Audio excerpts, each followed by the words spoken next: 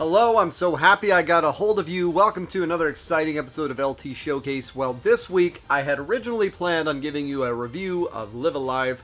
Fortunately, it took me a little bit longer to beat than I expected, and I'm doing a big scripted review on it just because I had a lot of footage and a lot to talk about. It was actually one of the first games I reviewed for the channel back in 2015. I have covered the original Super Famicom game. If you want to watch it, you'll learn nothing about the game, but it's entertaining, and that's kind of a lot of my older videos. But I'm really digging deep into this one, really going through, talking about all the nuance. Spoilers, I love the game, but for those of you who think they may not have time for it, or are not wanting to start a new JRPG, especially one that's from the 90s, I just wanted to make a quick video here about my pro tips for beginners to live a life. These are not in any order, it's not 10, it's just things that I think going into the game will be helpful for you to know in order to play and enjoy Live a Life. Or Live Alive, whatever you say. Whatever, I say Live a Life, that's okay.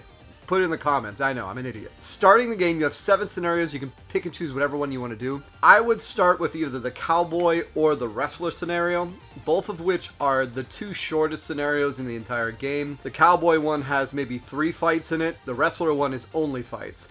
Cowboy one, you have a fight, you get to a town, you organize a defense system, and then you take on the bosses and all that, and the wrestler one is just boss fight, boss fight, boss fight.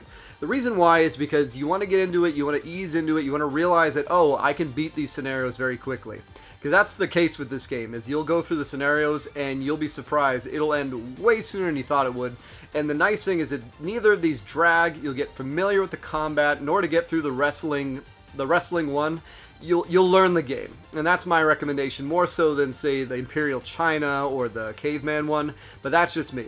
Do not waste time grinding. There is no grinding necessary in this game. Some of the characters can't even level, like the Imperial China, the Cowboy, the Robot. None of them can level. The Robot doesn't even have combat. Now the ones like the Ninja, the Caveman, the Psychic guy, those ones really lend themselves to grinding, but don't. You're wasting your time. For the most part, it doesn't matter. Don't waste time grinding unless you can't beat something. Now this one's very important. You might not know why, but keep all of the best equipment on the main character as well as the best accessories. Trust me, you'll want to do this no matter what. I know you're geared to having a well-balanced team, but in a lot of these scenarios, team members can die unexpectedly. Team members can leave your party. Keep it on the main character. That way you'll know they'll stick with you and you won't have to worry about finding them again. Here's a great one, just so you know. Characters heal between fights. They lose all status effects between fights. So it's a very convenient game in that regards. You don't have to worry about healing between fights. You can just go bang, bang, bang, bang, bang. One of the things I really love about this game.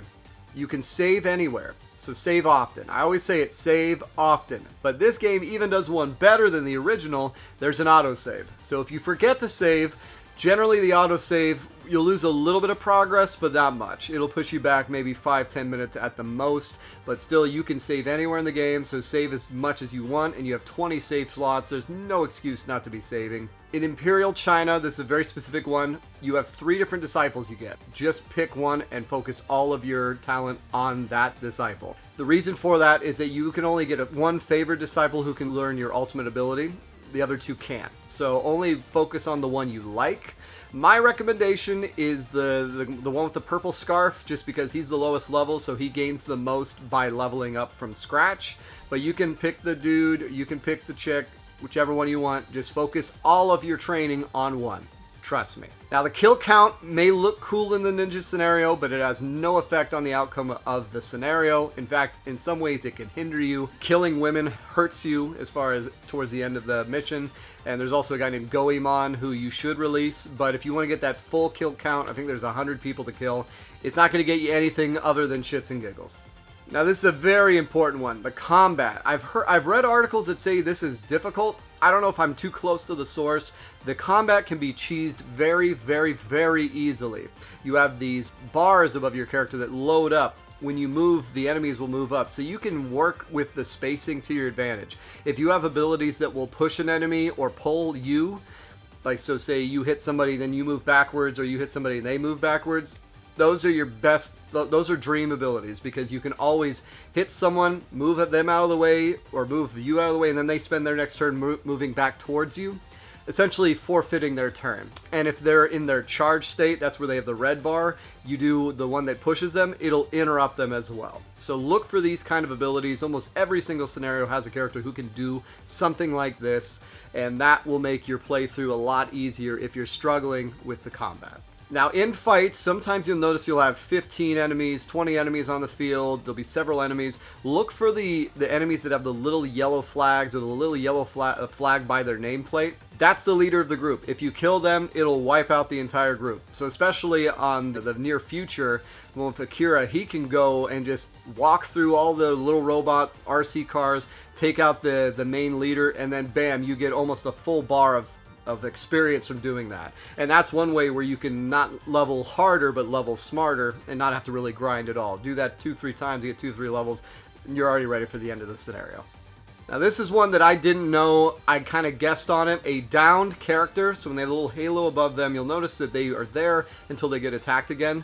You can revive them. There's no Phoenix Downs. You just need a healing spell. So a healing spell or a healing item can revive anyone for any reason, and if it revives multiple people, you can revive your whole team. You can do the whole Mercy Heroes Never Die and take everyone back up to full health. It's super useful to know, super useful to do, and it's another thing that makes the game a lot easier once you understand how it works. And this banger means you've reached the final boss of the chapter. Then let's finish this, Matsu! Heavenly Peaks Descent! In blood and lead! Get ready for a fight. Some are harder than others. I love this song. It was great in the original, and the new remix is even sweeter.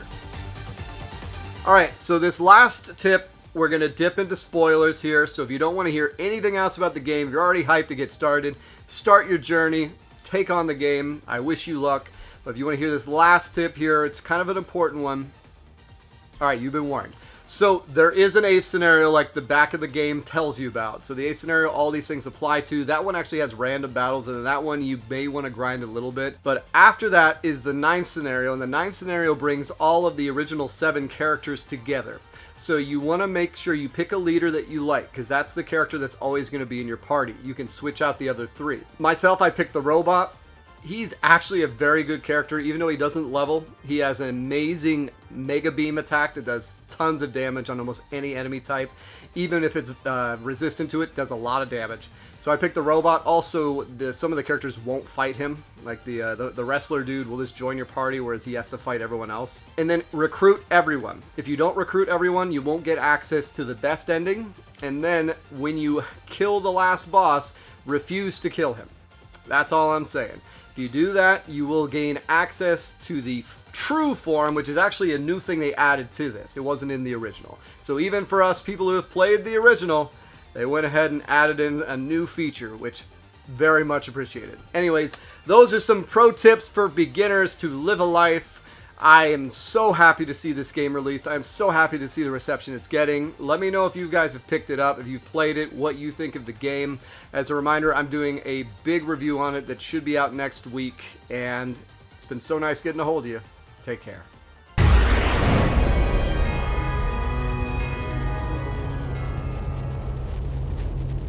You will repay my loyalty in death!